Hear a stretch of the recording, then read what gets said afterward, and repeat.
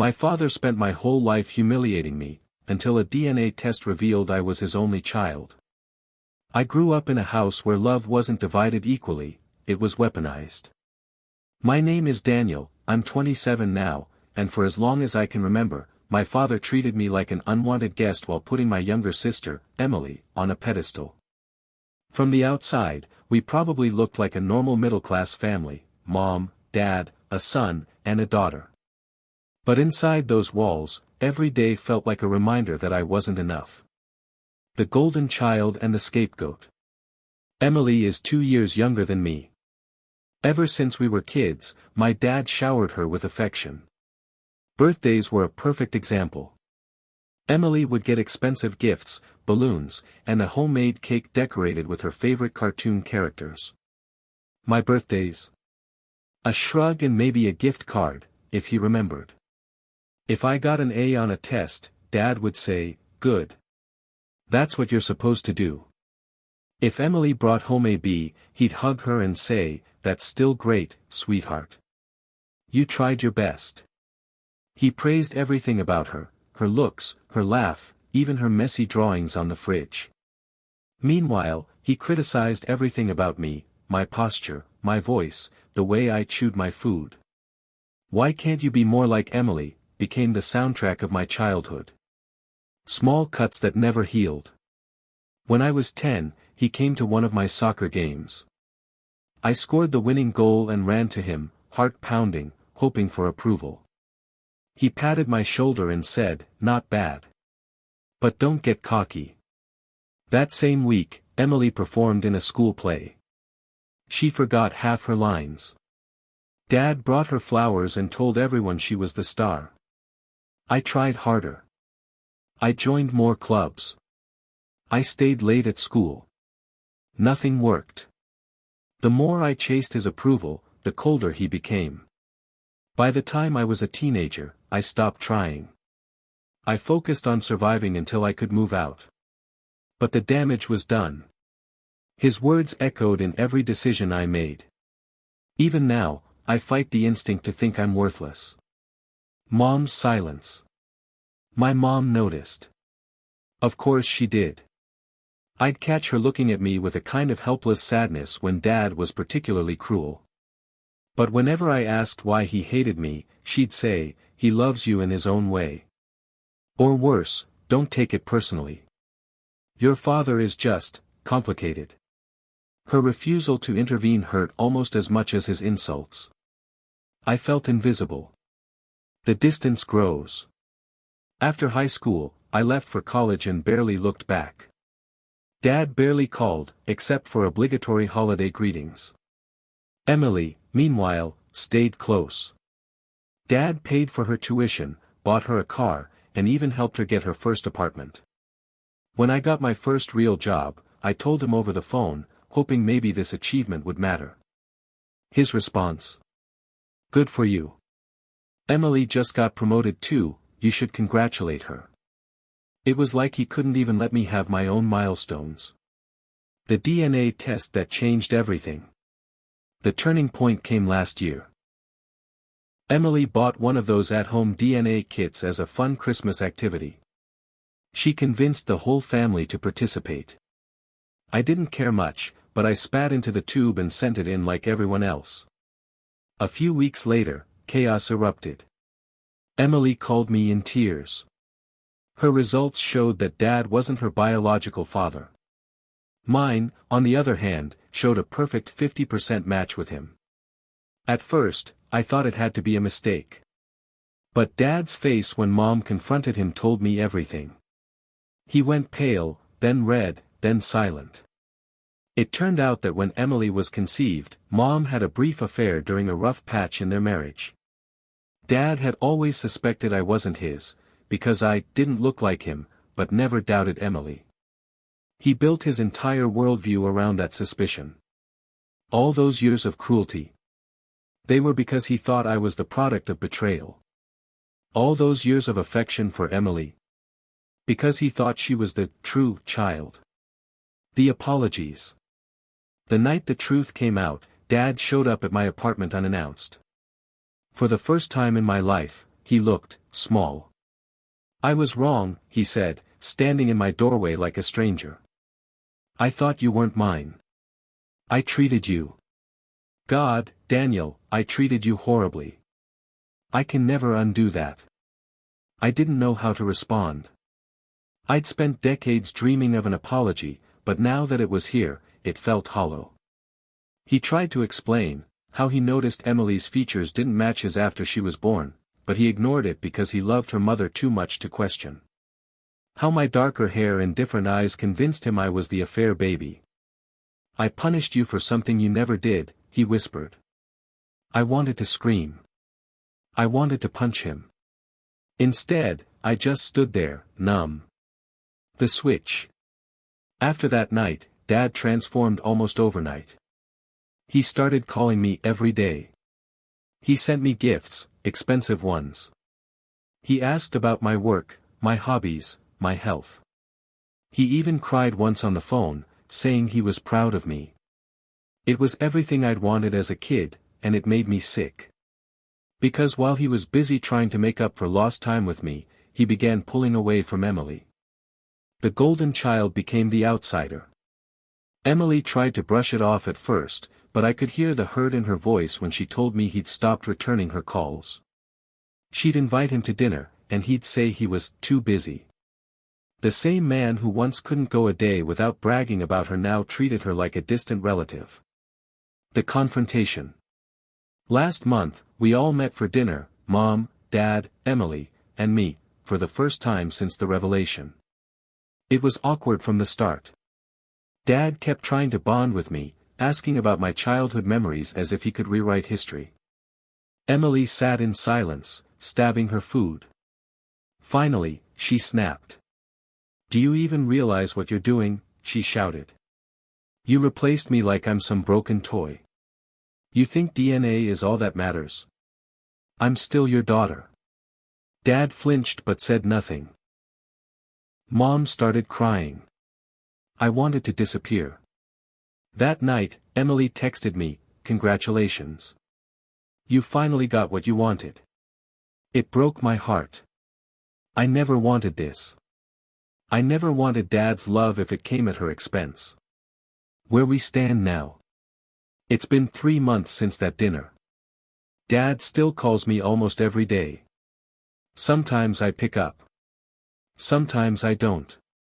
Emily barely speaks to him now, and barely speaks to me. Mom is in therapy.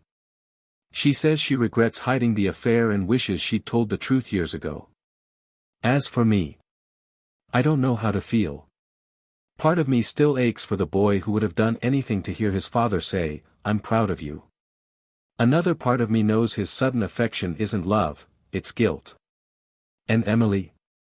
She's innocent in all of this. If anyone deserves unconditional love, it's her. What I've learned. DNA may explain biology, but it doesn't define family. The man who raised me, who humiliated me, belittled me, and then tried to buy my forgiveness, is still the same person, no matter what a test says. I'm learning to set boundaries. I'm learning that I don't need his approval to have worth. And I'm learning that sometimes, the love you spend your whole life chasing is not the love you actually need. Hi everyone. It's been about 6 months since my original post, and so much has happened that I don't even know where to start. If you haven't read the first part, here's the short version. My father treated me like garbage my entire life, adored my sister Emily, and then a DNA test revealed that I'm his biological child and Emily isn't. Overnight, he flipped, showering me with affection while basically ignoring her. I thought things might settle with time. I was wrong. The awkward, family dinners. After my last post, Dad insisted on weekly family dinners to rebuild what we lost. At first I agreed, hoping it might help. But every dinner turned into a cringe-worthy display of overcompensation. He'd bring gifts for me, books, watches, even a new laptop, while showing up empty-handed for Emily. He'd ask me about work, my health, my plans, but barely acknowledged her presence. One night, Emily came late. Dad said, "You're finally here." Daniel and I were just talking about his promotion. Emily smiled tightly and replied, "Of course you were." The silence that followed was suffocating. I tried steering the conversation toward her, asking about her job, her art projects, but Dad would either interrupt or give a dismissive, "That's nice," before turning back to me. It was like watching someone drown while the lifeguard stands there holding a medal. Emily's breaking point. 2 months in, Emily called me at midnight. She sounded drunk, but more than that, she sounded broken. "He doesn't even look at me anymore," she said, voice cracking. "I thought I was his little girl. I thought I mattered." I told her she does matter. I told her biology doesn't erase love. But she laughed bitterly. "Easy for you to say. You're the miracle child now." I tried to explain that I never wanted this, that his attention feels more like guilt than love. She hung up before I could finish. Mom's guilt. Meanwhile, Mom started therapy, and she's been more honest than I've ever seen her. One night she came over to my apartment and confessed that she'd spent years terrified of the truth coming out. "I thought I was protecting everyone," she said, eyes swollen from crying. "I told myself a lie, that your father's behavior was just personality. I should have stopped it. I should have told you both the truth." For the first time, I saw how much she hated herself for letting this happen. I hugged her. I didn't have the words to forgive her, but I wanted her to know she wasn't alone. Dad's effort. Dad keeps trying to make up for lost time. He invites me to ball games, sends random texts like, "Proud of you, son," and even suggested a father-son trip to Europe. Part of me still longs for this attention. It's the childhood I wanted. But every kind word feels poisoned. Because if he could hate me for something I never did, how can I trust this sudden love? I told him once, "You can't erase 27 years with a few vacations." He nodded but didn't really get it. His guilt is a hurricane, and he thinks buying plane tickets will calm the storm. The confrontation I didn't want. Last month, Emily invited me to her apartment. I thought it was a peace offering. Instead, she confronted me. "You're letting him do this," she said. "You keep answering his calls. You keep going to dinner. Every time you let him worship you, it tells him it's okay to forget me." Her words hit like a brick. I tried explaining that I'm not encouraging him, that I tell him to include her. But she shook her head. Intentions don't matter. Results do. She was right. My silence was complicity. Drawing the line. The next family dinner, I finally spoke up. When Dad started bragging about buying us tickets to Europe, I cut him off. "Us?" I asked.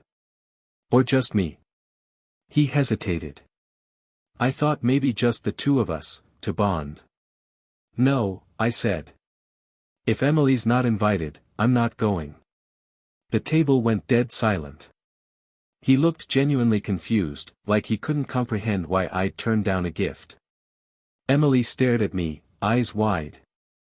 Mom looked like she wanted to disappear. I kept going.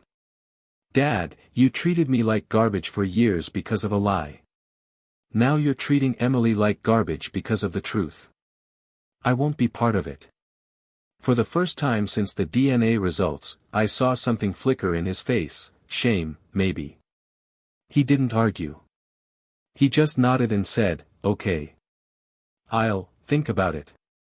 A small step forward. Since that night, things have shifted, slowly, awkwardly, but noticeably. Dad started calling Emily again. Last week he actually took her out for coffee, just the two of them.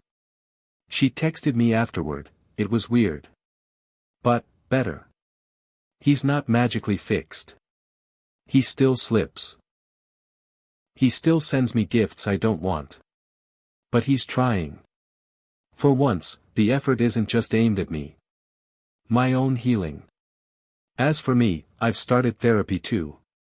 For years, I thought if I could just earn Dad's approval, I'd finally feel worthy. But therapy is teaching me that worth isn't something you earn, it's something you already have. I'm learning to let go of the fantasy of a perfect father-son relationship. I'm focusing on building a real, adult relationship, one with boundaries, honesty, and accountability. Some days I feel hopeful. Other days, I feel like a kid again, waiting for a hug that never comes. Emily and me. The best part of this mess. Emily and I are closer than we've ever been. We text almost every day. We vent, we joke, we even started a tradition of sibling dinners where Dad isn't invited. Last week she told me, "You're the only real brother I could ever want." DNA be damned. It was the first time I cried in months. What's next? Dad wants to schedule a family therapy session. Emily is hesitant. Mom is nervous. I don't know if it will help, but I'm willing to try, as long as we all go together. For the first time in years, I feel like there's a path forward. It's messy, painful, and slow. But maybe, just maybe, we can build something better than the lies we lived with for so long. Hey everyone. It's been nearly a year since the DNA bombshell that upended my family. If you're new, my father spent my whole life humiliating me while worshipping my sister Emily, only to discover through a DNA test that I'm his biological son and Emily isn't. After the revelation, he flipped, showering me with affection while ignoring her. My first update described how I confronted him and refused to play favorites. This is what happened next. Family therapy begins. Against all odds, Dad actually followed through on therapy. We started weekly sessions about 3 months ago, Dad, Mom, Emily, and me in a softly lit office that smelled like lavender and fear. The first session was brutal. Our therapist, a calm woman named Dr. Patel, asked each of us to describe how we felt growing up in this family. Emily went first. "I felt loved," she said, voice trembling. "Until I wasn't. Now I feel disposable." Then it was my turn. "I felt invisible," I said. "Like nothing I did would ever be enough." Dad winced but didn't interrupt. Mom cried quietly. Dr. Patel didn't let anyone hide. She made Dad listen while we described specific moments of pain, birthdays he ignored, insults he threw, the way he treated Emily like a princess and me like a stranger. I watched him flinch at every example. For once, he couldn't escape behind excuses. Dad's confession. In the third session, Dad finally opened up. "I hated myself for staying after the affair," he admitted, staring at the carpet. "I convinced myself Daniel wasn't mine because it was easier to punish someone else than to face my own weakness." He turned to Emily. "And I loved you so much, I didn't want to believe you weren't mine. When the truth came out, I panicked. I thought if I focused on Daniel, I could rewrite the past." Hearing him say it out loud was both devastating and strangely freeing. The cruelty had a reason, even if it was a terrible one. Dr. Patel didn't let him off the hook. "Understanding why doesn't erase the harm," she said. "Your children need consistent love, not conditional attention." For the first time, Dad didn't argue. Mom's reckoning. Mom also faced hard truths. She admitted she'd used silence as a shield. "I told myself staying quiet kept the family together," she said. "But all I did was let the damage grow." I'd waited my whole life to hear her acknowledge this. It didn't undo the years of neglect, but it mattered. The sibling pact. Between sessions, Emily and I made a pact: no matter what Dad did, we wouldn't let him play favorites again. We text each other after every therapy session to process what was said. Sometimes we vent, sometimes we laugh, sometimes we just send memes about dysfunctional families. It's ironic, Dad's cruelty forged the strongest bond between us. The holiday test. Christmas was the ultimate test. For years, the holidays had been a stage for Dad's favoritism, Emily's perfect gifts, my obligatory gift cards. This year, we all met at Mom's house, nervous but determined. To my surprise, Dad came prepared. Instead of flashy presents, he brought handwritten letters for each of us. He read them aloud. To Mom, an apology for years of resentment. To Emily, a promise to love her without conditions, biology be damned. To me, an acknowledgement of the damage he caused, and a vow to earn, not demand, my forgiveness. By the time he finished, Emily was sobbing. I wasn't far behind. Then he handed Emily a small box. Inside was a bracelet engraved with the words, "My daughter, always." It wasn't about money. It was about intent. For the first time in my memory, a gift wasn't a weapon. A fragile piece. The rest of the night felt different. We played board games. We shared childhood stories. At one point, Emily leaned against Dad while they watched a movie. It wasn't the effortless closeness they once had, but it was a start. Later, Emily pulled me aside. "Do you think he means it this time?" she whispered. "I think he's trying," I said. And that's more than I ever expected. My own journey. Therapy has forced me to confront my own scars. For years, I believed my worth depended on other people's approval. Now I'm learning that forgiveness is a choice, not an obligation. I don't forgive Dad completely. Not yet. Maybe not ever. But I can acknowledge his effort without erasing the pain. I've also stopped waiting for the perfect family. Instead, I'm building relationships on my own terms, with Emily, with Mom, even cautiously with Dad. Emily's perspective. The biggest change is Emily.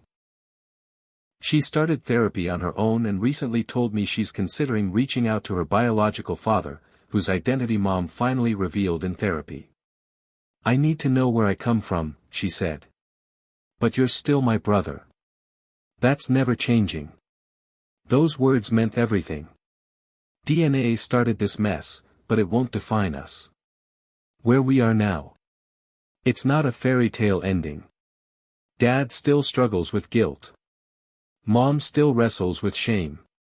Emily and I still carry years of hurt. But for the first time, we're facing it together instead of hiding behind lies.